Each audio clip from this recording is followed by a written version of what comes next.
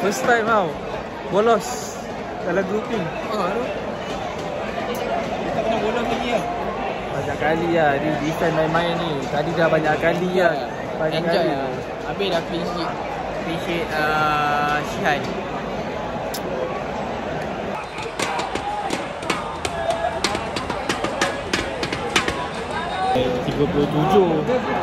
ke delay game.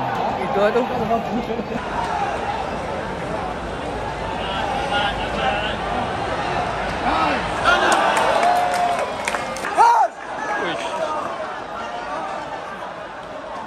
Gol lah, tak gol. Dah try banyak kali dah. Nasib tak menyebelahi lah.